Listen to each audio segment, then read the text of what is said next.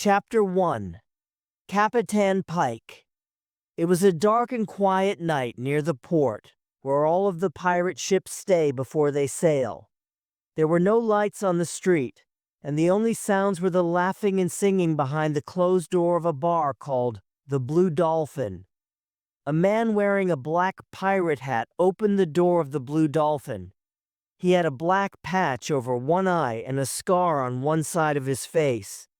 Everyone suddenly became quiet. A sailor at the bar asked the barman, "Who's that?" "That is Captain Pike, the greatest pirate in all the world. They say he's stolen from the Queen of England, the King of France, and the King of Spain." Captain Pike walked slowly around the tables, looking closely at each man with his cold gray eye. He had a very serious and cold way of talking. "I'm looking for sailors, and I need the best there are around." A big man in a white and blue shirt with a blue scarf around his neck stood up in front of Captain Pike. "You won't find anyone stronger than I am, Captain. Tell me where to put my name, and I'm ready to sail." Captain Pike looked into the man's eyes. His eyes were blue like the sea. Captain Pike's eye became narrower as he talked to the man. "I'm sailing to the Bermuda Triangle to get Blackbeard's treasure." The man in front of him slowly sat down. Others began to whisper. The barman said to the sailor, "Nobody has ever found Blackbeard's treasure. They say it was lost somewhere in the Bermuda Triangle. All those who have tried to find it have never returned." Captain Pike continued to walk among the men. He knew it would be difficult to find men to go with him, so he talked about the treasure to excite them. "They say there are diamonds as big as your nose, rubies, gold, pearls. Blackbeard was a pirate like us. It's in our blood. I'm sure he would want other pirates to have it." Suddenly a loud scream came from a dark corner near the stairs. A very old man with thin white hair and a shining gold tooth walked out from the darkness to talk to the men. A large white bird sat on his shoulder. "You don't know what you're saying. That treasure must always stay with Blackbeard's ghost on his ship. It is his punishment for hurting the natives of the islands. Go to Rum Island.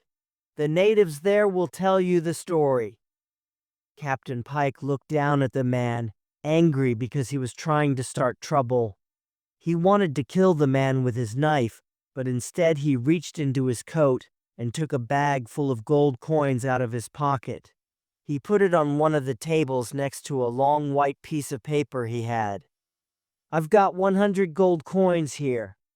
I'll give one to every man that puts his name on this piece of paper and sails with me tomorrow at midnight." The men forgot what the old man said when they saw the gold coins. They ran to sign their names. Captain Pike stared at the old man once more. The old man looked at him too, and left the bar with his bird. Captain Pike yelled to the bartender, "Bartender, drinks for everyone. We sail tomorrow." Chapter 2. Blackbeard's Treasure. The sun was shining brightly on the blue water of the Atlantic Ocean. A beautiful big ship with large white sails and the English flag was sailing towards the Bermuda Triangle. The ship's name was the Queen Anne, and it was going to the Bermuda Triangle to trade gold. The captain of the ship was in his cabin, writing in his logbook. Sunday, 10th of December, 1712. It is the 17th day of our voyage, and still no island in sight. The men are beginning to complain, and I'm afraid they are going to create problems. A knock at the door stopped the captain from writing. "Enter." "Captain, a strange ship is sailing towards us. It has no flag, so we don't know where it comes from. They need you on the bridge. I'll be up in a moment." The crewman closed the door and the captain wrote one more sentence in the logbook. Our luck may have just changed. The strange ship was half a mile from the Queen Anne. It looked old and abandoned. The captain brought his telescope up to his eye. "Sail close to it and we'll see if anyone is on board." One of the crewmen flashed a light 3 times quickly, waited 1 second, then flashed it 2 more times. There was no answer. "Open the cannons and sail next to it." The strange ship moved slowly through the water. There seemed to be no one on board. The sails had holes in them, and there was broken wood all over its deck. The captain called over to it, "I am Captain Scott, serving Her Majesty the Queen. If anyone is aboard, state your name and who you serve." There was no answer. "Lower the boats! We're going aboard!" Captain Scott and 12 of his men rowed 2 small boats from the Queen Anne to the empty ship. A rope ladder was hanging down from the ship's side. The captain and his men used it to climb on board. There was no one on board. The captain and his men looked around the ship, but they found nothing. There was no one at the wheel, but the ship somehow continued sailing. "I've never seen anything like it, Captain." "Neither have I, and I don't like it. Let's follow it and see where it goes." They were ready to leave when one of the men saw a chest at the side of the ship under some old fishing nets. They took off the nets and broke the old black lock. Inside, they saw beautiful shining diamonds, pearls, and gold. The men were stunned into silence. The captain looked at one of the gold coins. It had the picture of King Edward VI on it. "This coin is over 100 years old. It is not even in use anymore." "What should we do with it, Captain?" "I don't see why we should leave it here when there is no one on board. Close it and we'll take it with us." When all the men were looking at the treasure, something like a black shadow came to the top of the stairs going down to the cabins below. It stayed back in the darkness of the stairs until the men moved the chest to their boats.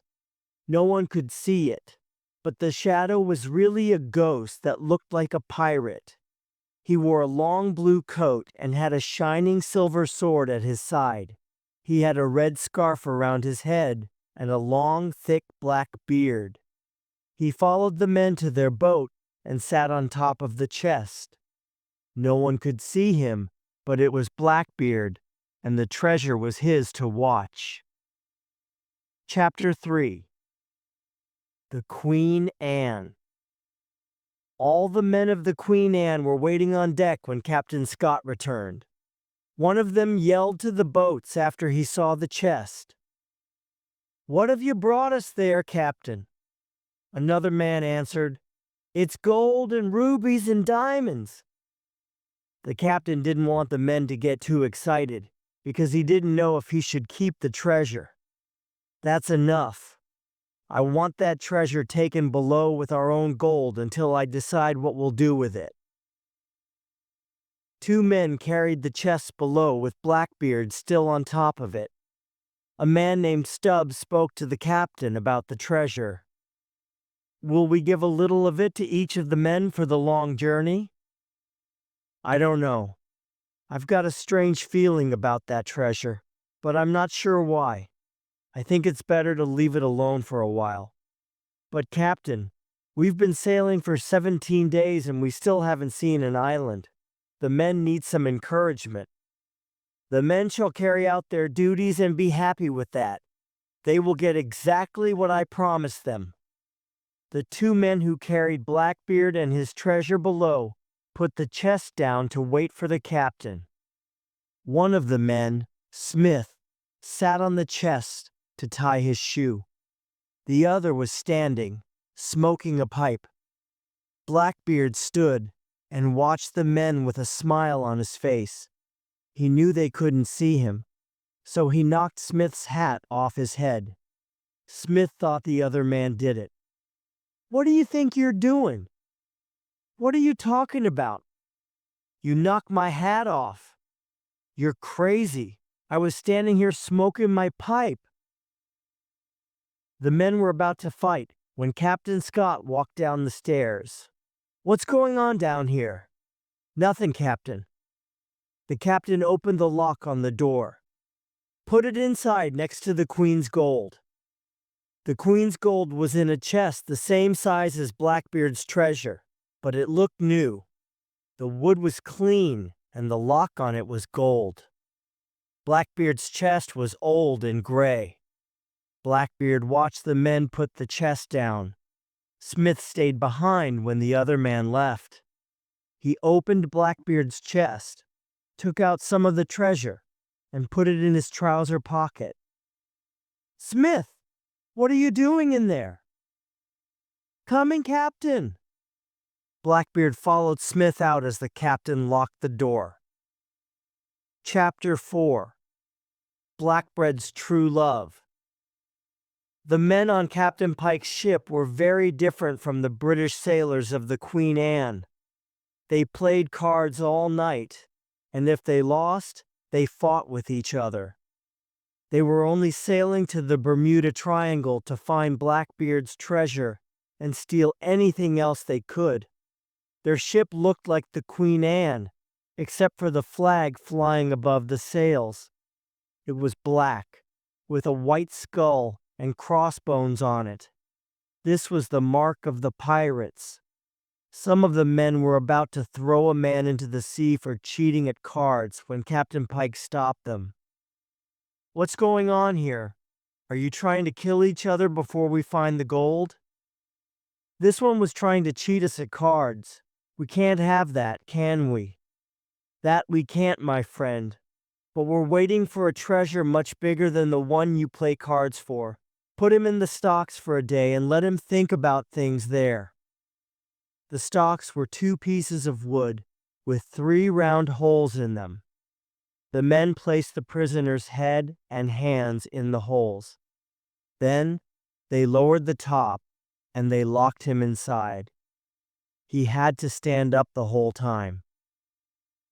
Captain Pike was standing next to his first mate, Santiago, at the wheel of the ship. Santiago asked him about the danger of finding Blackbeard's treasure. "They say no one can take Blackbeard's treasure. Why do you think you can?" "I think that Blackbeard and I are the same kind of pirate. He wanted everything, and he knew how to get it. When I see that treasure, when I put my hands on it, there's nothing that can make me lose it." There was a pirate in a small seat above the sails, looking at the ocean through a telescope. This was called the Crow's Nest, and he was the first to see Blackbeard's ship sailing ahead of them. He whistled to the men below. "Ship, straight ahead." Captain Pike put a telescope up to his eye. He saw Blackbeard's empty ship, then yelled to the man who was steering, "Go straight for it. This is what we're looking for."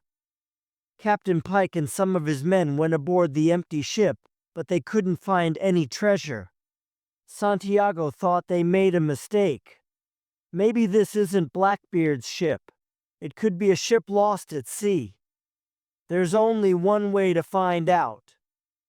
Captain Pike went below to Blackbeard's cabin, and Santiago followed him.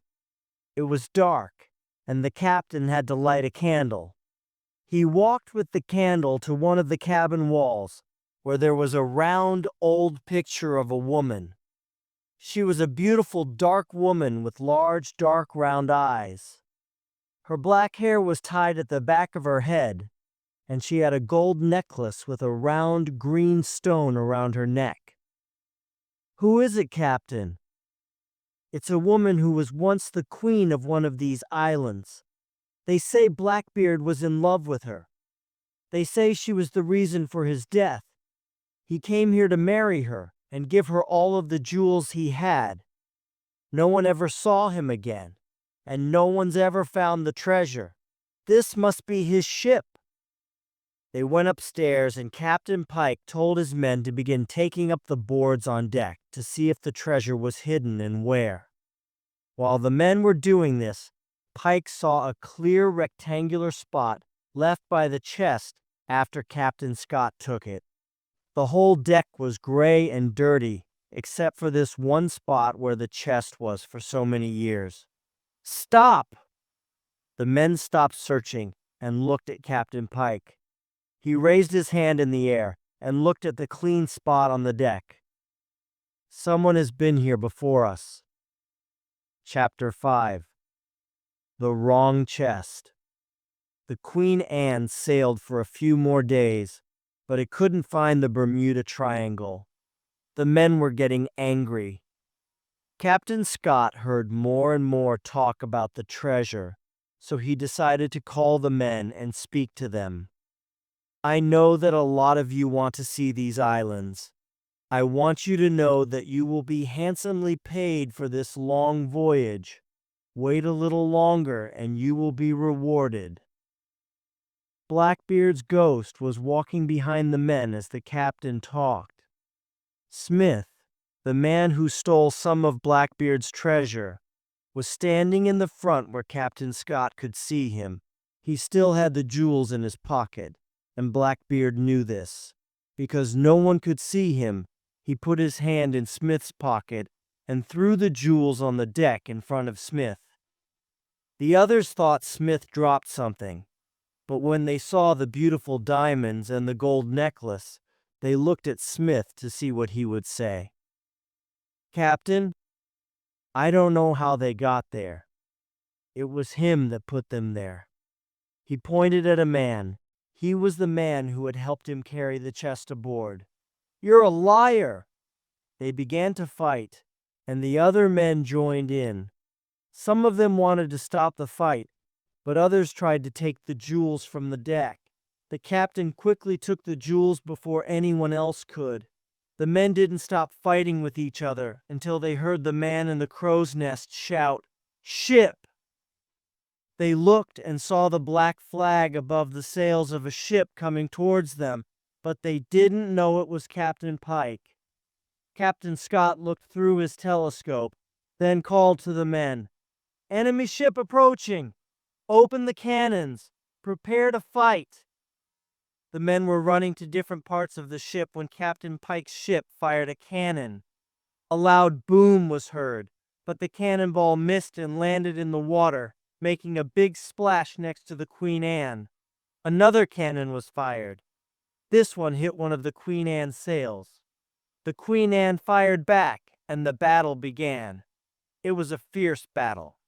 The sails on both ships had holes in them, and were on fire, and there was black smoke in the air. When the ships were close enough, the pirates used ropes to jump onto the Queen Anne. All the men were fighting with swords, so there was no one to watch the treasure. Captain Pike jumped on board the Queen Anne. He went below with 2 of his men where Blackbeard's treasure was. Captain Scott saw them below and followed with his sword in his hand. Captain Pike turned to fight him. "I know you've got that treasure, and I'm not leaving without it. You will die before you touch a piece of what's behind that door." Blackbeard was watching all of this. He followed Captain Pike downstairs, and when he had the chance, he hit him over the head with a piece of wood. Captain Pike was surprised. He didn't know what happened. "Quick, open that door, now!" Pike's men broke the door open, and Captain Pike opened both chests. He left the Queen's gold pieces and put his hands on the shining jewels of Blackbeard's treasure. "Look at these beauties. I've never seen such colors. Blue diamonds, pearls, red rubies." Blackbeard closed the top down on Captain Pike's hands, and he screamed in pain. "Good God! Open it! Open it!" His men helped open the chest, but both Pike's hands were badly hurt. "Take that one with us. We'll come back for the other later." Captain Pike was looking at his injured hands. His men were very surprised at what happened, so they picked up the wrong chest. It was the chest with the Queen's gold in it. Blackbeard was smiling at Captain Pike, knowing that no one would get his gold. He didn't know himself that they were leaving his treasure behind. So, he sat on the chest that the men took back to the pirate ship. Chapter 6. Rum Island. The Queen Anne was badly damaged, and many of its men were hurt. The captain was in his bed, with a white bandage on his head. His first mate, Mr. Stewart, came to see him. "Captain, the men have found the door to the treasure broken open. It seems Pike and his men took the Queen's gold but left behind the treasure we found on that ship." "How is the ship and the men?" "Many men are hurt, sir. Our sails are badly damaged. We're now sailing to an island we've seen about 2 miles away. Mr. Stewart, have someone watch that treasure. It's all we have left." The Queen Anne moved very slowly with all of its sails pulled down. The men were sitting or standing quietly along the deck as the ship anchored, a half-mile from the beach. They were tired and hurt from the fight with the pirates. The sun was shining and the island looked beautiful, but the men were not interested. The captain came up on deck and began ordering the men. "Lower the boats! I'm going to the island to see if we can get something to fix these sails. I want to take that treasure with us. We don't know what we'll have to give them." The island had a long beach of white sand with tall green coconut trees on it. They pulled their boats up onto the sand. As they were deciding which way to go, they saw a native boy jump from a tree and run away. The captain spoke first. "Let's follow him. He may lead us to his people." The boy led the men through the green hills of the island. He stayed far ahead of them, but stopped whenever he wanted them to see him and follow. There were tall green plants on the hills, and the air smelled of vanilla. "What's that smell? It smells like rum." "It is. And these are the sugar plants they use to make it. They break the plants apart and mix the rum in large barrels. It smells as if they're making sweets. It'll be nice if we get to taste it." The men laughed as they walked on. When they came to the top of a hill looking down onto a village, they saw natives working near small houses made from trees and leaves. The small boy they were following ran into the village before them, and everyone began looking up at Captain Scott and his men. They stopped what they were doing and waited for the sailors. A tall, dark, and very beautiful woman in a white headdress was standing in front of the natives, waiting for Captain Scott. She had large, dark eyes, and she wore a gold necklace with a green stone, just like the one in the picture on Blackbeard's ship.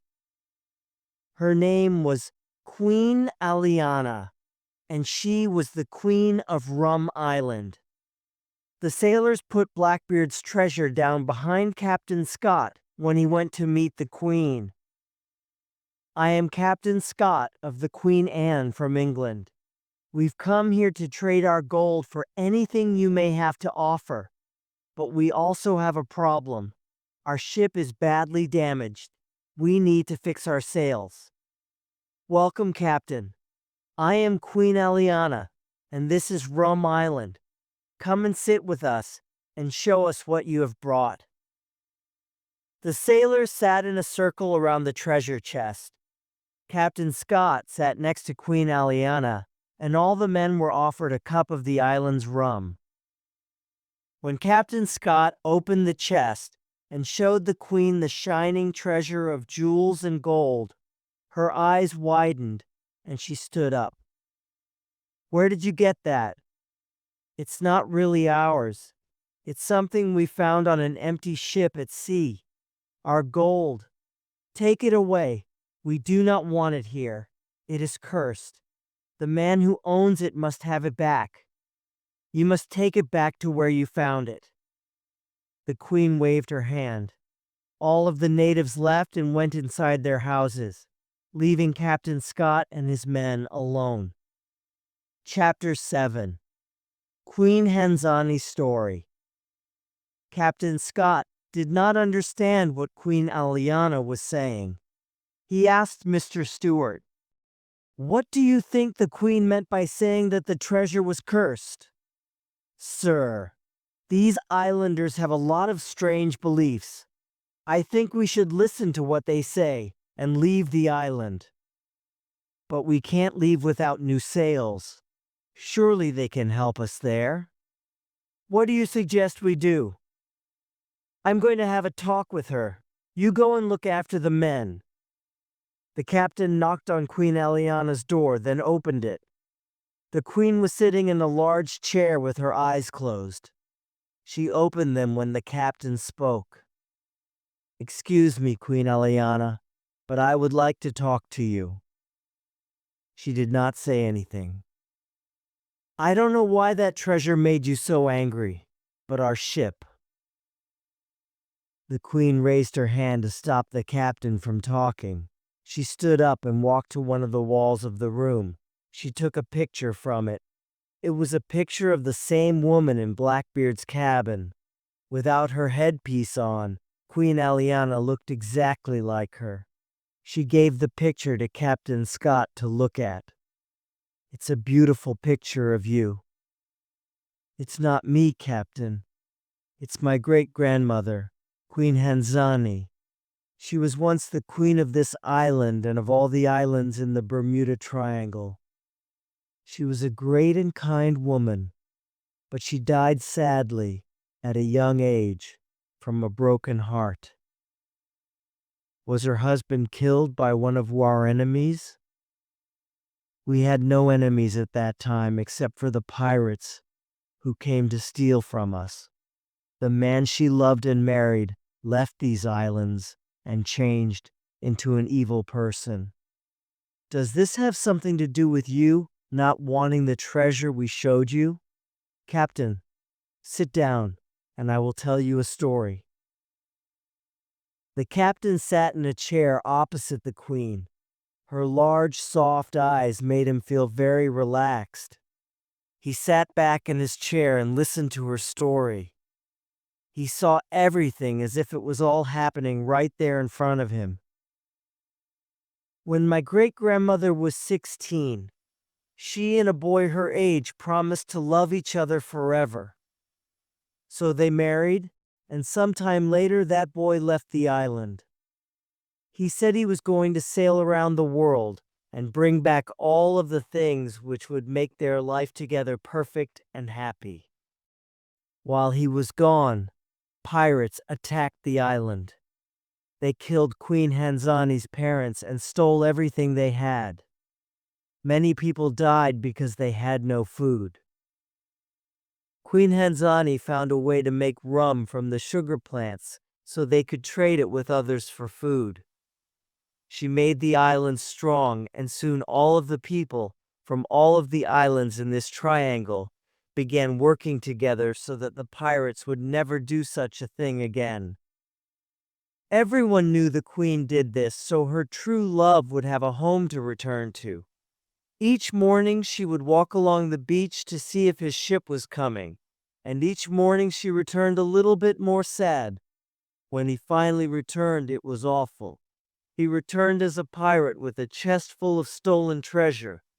He wanted to give it to Queen Hanzani and take her away from the island to live with other rich kings and queens. She was furious. "Pirates killed my parents, and now you want me to touch stolen treasure? But I did this for you, to make you happy. Throw it into the ocean and live as we do, and I will be happy." "Throw it into the ocean? After all the years I spent getting this? I was almost killed many times.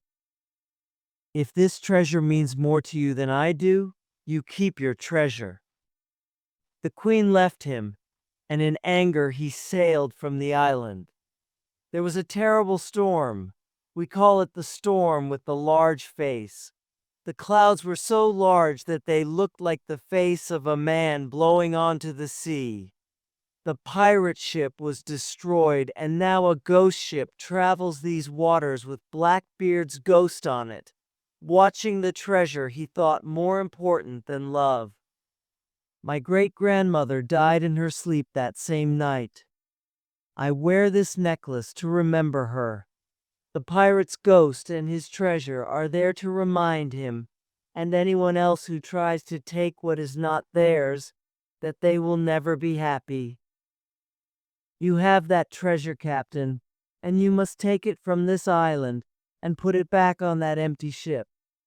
Otherwise, you will never leave the Bermuda Triangle alive. Chapter 8. The Face in the Moon. When Captain Pike's men put the chest with Blackbeard's ghost on it down on the pirate ship's deck, Blackbeard stood up and saw that it was not his treasure. He opened the top, picked up the gold coins in both his hands, and threw them to the ground.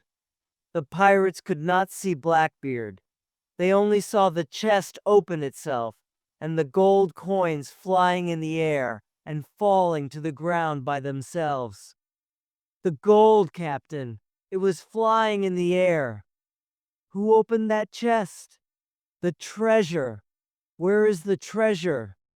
Blackbeard ran to the ship's side to see if the Queen Anne was still nearby. It was gone. He let out a loud scream, but no one heard him. His voice disappeared into the gray clouds that were beginning to cover the sky. It began to rain heavily that night. Santiago and Captain Pike were sitting in the warm yellow light of the captain's cabin below deck. How long will it take to fix the ship? 1 or 2 days. I don't know. We'll lose that English ship, and I want that treasure. But Captain, we've got the gold. Why do you want more? You don't understand. That treasure is more valuable than 10 chests of gold.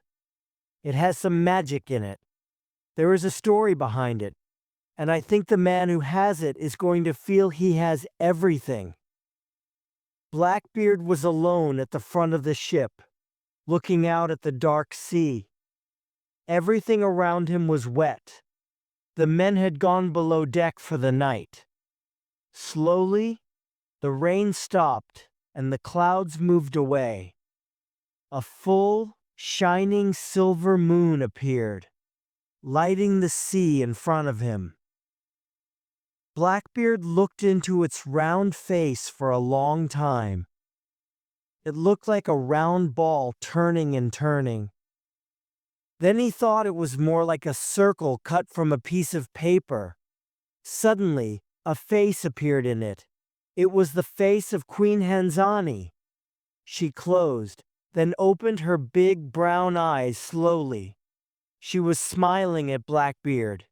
She looked to her left, and Blackbeard did the same. He saw a light in the distance. The light was Rum Island, but no one knew it. The Queen's face disappeared, and Blackbeard ran to the bell near the ship's wheel. The man at the wheel was almost asleep when Blackbeard rang the bell and frightened him. Captain Pike, Santiago, and the other men ran upstairs. "What is it? What do you see?" The man at the wheel was still trying to wake up. "I think it's a light." Captain Pike looked through his telescope. He saw the beach of the island in the moonlight. Then he saw a light coming from the Queen Anne. "Santiago, tell the men to drop the anchor.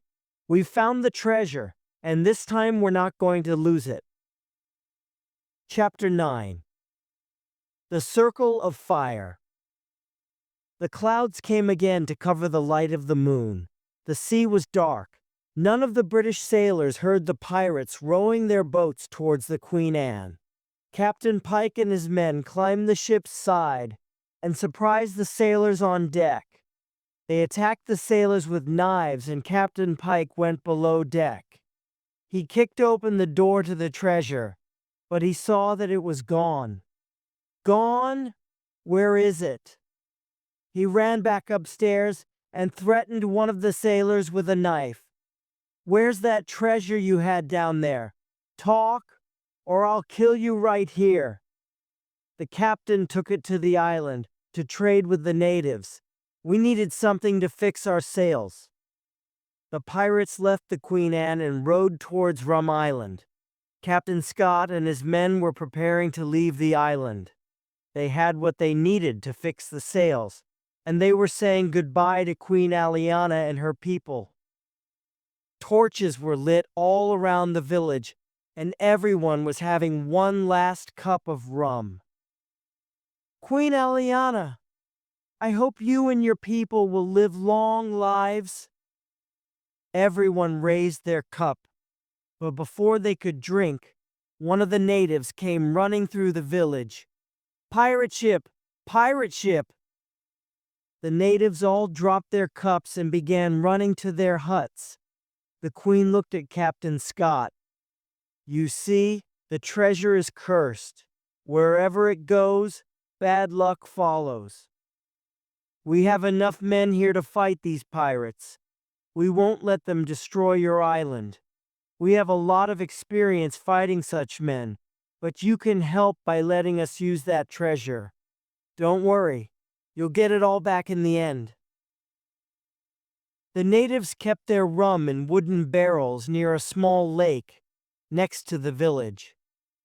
They took all the tops off the barrels to let the smell lead the pirates to where they were.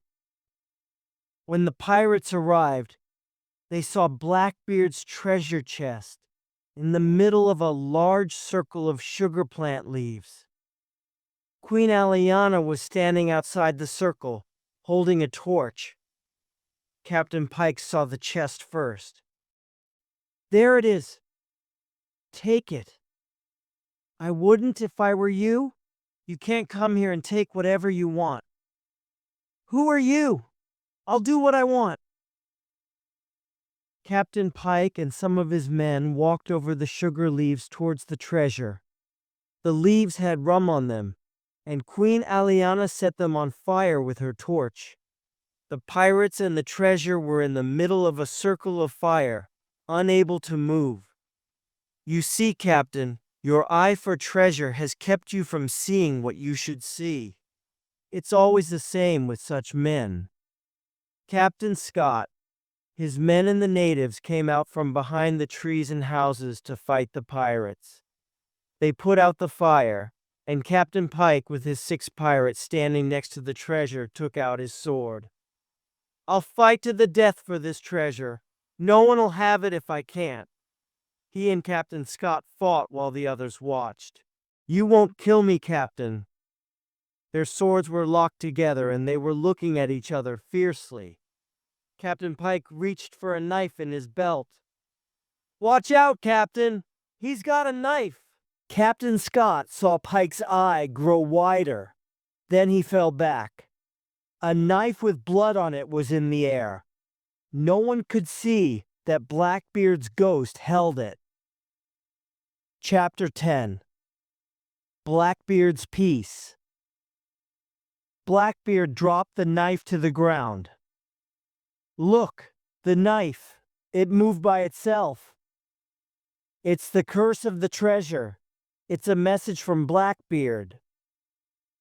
No one could see the ghost except for Queen Aliana.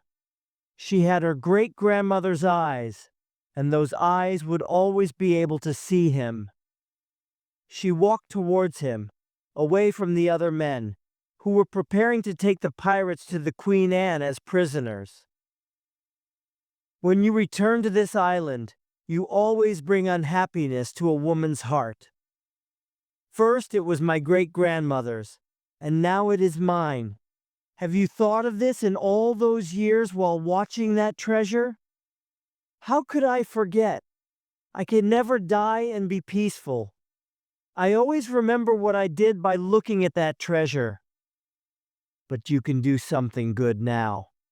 You can keep others from touching it and making the same mistake you did. How I can't keep people from coming onto my ship and taking my treasure. You could if you wanted. If there was never any treasure, you would have lived happily with Queen Hanzani. Now, you still have the treasure, and you are still unhappy. But that is what I was told to do. Watch the treasure to pay for my mistake.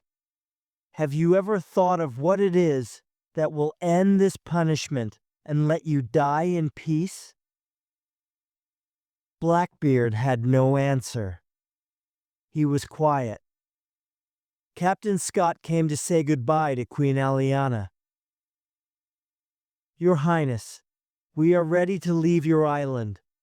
I'm sorry for the trouble we brought with us, but I want to thank you for giving us what we need to sail again. Remember, Captain, you must find the ship you got the treasure from and put it back. It's the only way to keep peace on these islands. We will try. I think you will succeed. And remember the story I told you about that treasure. Taking what is not yours can never bring you or the ones you love any happiness. Captain Scott and the others rowed back to the Queen Anne, and soon it was sailing again through the Bermuda Triangle. Blackbeard was standing at the ship's side. He was looking across the wide blue sea, thinking of everything Queen Aliana said to him before he left Rum Island. He was always saying the same thing to himself. If there was never any treasure, I would be happy now. Suddenly, Blackbeard's old empty ship appeared sailing along the shining blue sea. The man in the crow's nest shouted to the captain, and he put his telescope to his eye. Stubbs, sail straight for that ship. We're going back on board. Blackbeard was walking nervously back and forth as the men put the treasure chest into a small rowboat. He sat on top of it when they were ready to leave and row towards the empty ship. Captain Scott told the men to leave the chest where they found it. Before the sailors left, Captain Scott looked around the old pirate ship. And this is what you get for wanting all the riches of the world. Blackbeard was standing next to him listening. It was the last thing that was said on that ship. The Queen Anne began to sail away when one of the sailors shouted, "Look!" Everyone turned to see Blackbeard's chest rising in the air over the sea. They thought it was moving by itself, but it was Blackbeard moving it. He threw the chest into the sea, ending the curse he had to live with. The sailors of the Queen Anne saw the shining gold on top of the water for one last moment. Then it sank into the sea below. When the chest had disappeared into the water, Blackbeard's ship began to break apart and sank into the sea. The sailors' eyes all grew wide as they saw the ghost of a pirate in a long blue coat with a black beard and a red scarf around his head fly up into the clouds of the sky. Captain, what in the world was that? It was the ghost of Blackbeard. It seems that he has finally found his peace.